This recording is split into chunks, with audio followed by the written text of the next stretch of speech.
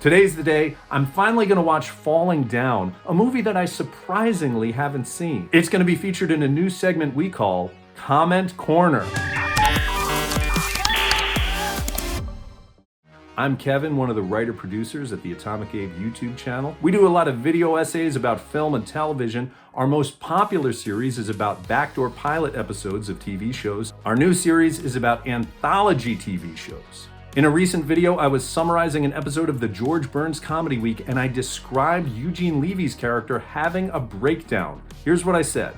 And like Michael Douglas in Falling Down, he's finally had enough. I assume. I haven't seen Falling Down. I've only seen the trailer. And boy, did we get a lot of responses in the comments.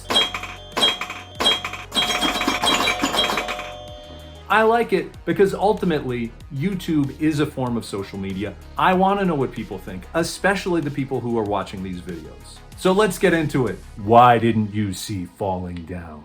That's what your voice sounds like to me. Looking back, there were a lot of movies in February of 1993 that I did not see. At the time, I had a new girlfriend. She wanted to show me romantic films that I'd never seen before. I, in turn, made her watch Repo Man. Wow, this is intense. I kind of regret being such a stereotypical 90s alternate teen. So, in February of 93, my then girlfriend and I were watching movies that weren't Falling Down. And in the years that followed, I just never got around to seeing Falling Down. Sometimes you don't see a movie because it doesn't appeal to you. Or you don't see a movie because it got bad reviews. Or you don't see it because you're not in the mood for something depressing. Or you don't see a movie because you missed the previous 4 installments and you don't feel like putting in all that work to catch up. I actually really like these films. And sometimes you don't see a movie because David Zaslav wants the tax write-off. Honestly, I probably wouldn't have seen it anyway.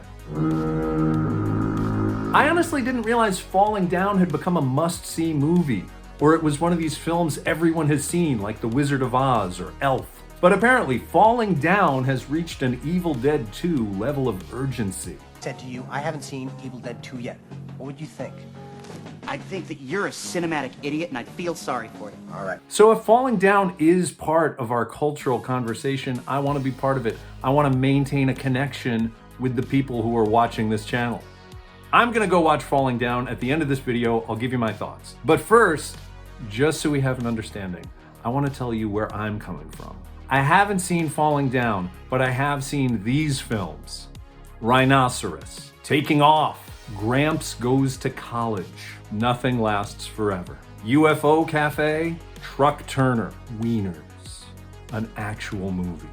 See, that's the trade-off. I watch a lot of offbeat movies. Some good, some bad, some you probably haven't seen. But I'm not giving you a hard time because you haven't seen Rhinoceros. Because I don't think everybody would like Rhinoceros. And that's okay.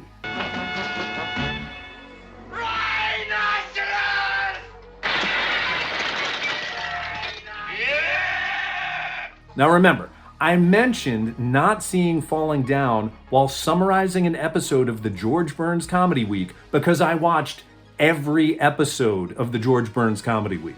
No one can see everything. I've made my choices. For better or worse, I hope we can still be friends. And now, thanks to your recommendation, I'm gonna course correct and finally see the movie that Gene Siskel called Intellectually Sloppy. 1 hour and 52 minutes later.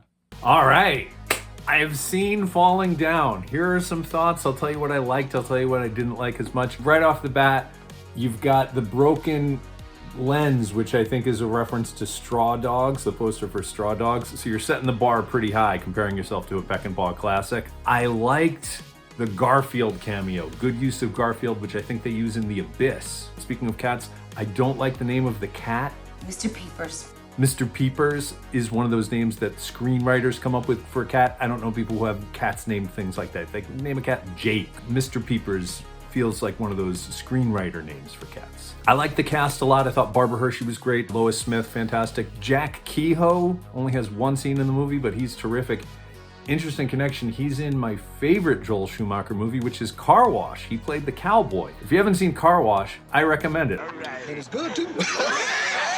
I didn't like how much I related to it. And that's to the movie's credit. How far are any of us away from becoming this guy, from snapping, right? That's kind of the point of the movie, I think, that every one of us is capable of becoming the bad guy.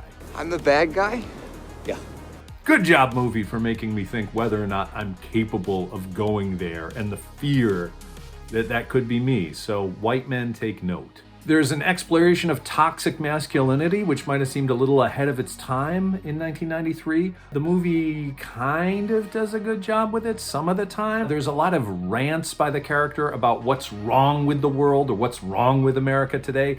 Look at this sorry, miserable, squashed thing. And I feel like half the time we're supposed to agree with the character, half the time we're supposed to be laughing at it. I'm not sure which is which. I think as a filmmaker, Joel Schumacher knows that, and he knows what he's doing, and he's trying to kind of make you uncomfortable. I think, am I giving him too much credit? I don't know. Thematically, it reminds me of The Swimmer, this great movie where Burt Lancaster, he's just trying to go home. He's in Connecticut, and he's cutting through other people's property. There's even a scene where Michael Douglas's character crosses through a swimming pool in a wealthy doctor's home, which is maybe invoking The Swimmer, I don't know.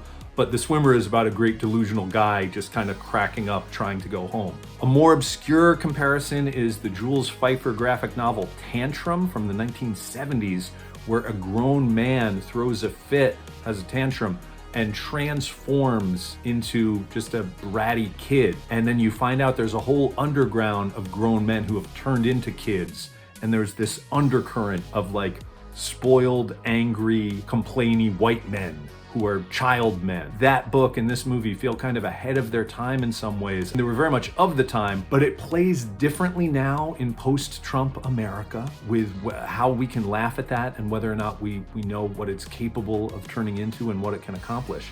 The other thing that plays very differently now is the scene of Michael Douglas showing up places with a gun, going into a fast food place with a gun. I looked it up.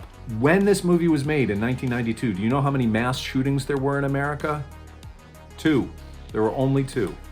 Only 2. So today's audiences might react a little differently. I don't want to speak on behalf of audiences. Maybe it would be edgier now. It feels different today. The other Joel Schumacher movie it reminded me of is Blood Creek. It's a Nazi zombie horror film, and there's a couple of shots with the Nazi in the basement that kind of mirror that film. Did anyone else see Blood Creek? No, just me. Okay. Falling Down feels like another example of 1990s satire that is kind of intentionally vague or sort of muddy, and I don't know if the audience that's rooting for it understands what the creator and artist is going for. I put it in the same category as like Beavis and Butthead, Starship Troopers, Andrew Dice Clay.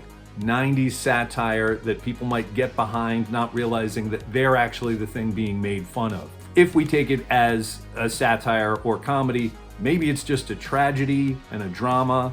So here's my final review. In the end, I liked Falling Down more than I liked Wieners the movie, not as much as I liked Taking Off. You can let me know in the comments what you love about this movie, because I would like to keep the conversation going. But in the meantime, I hope you appreciate that I watched the movie that so many people told me I should see. Now I've seen it, and now I can cross it off my long list of movies that people think I should see.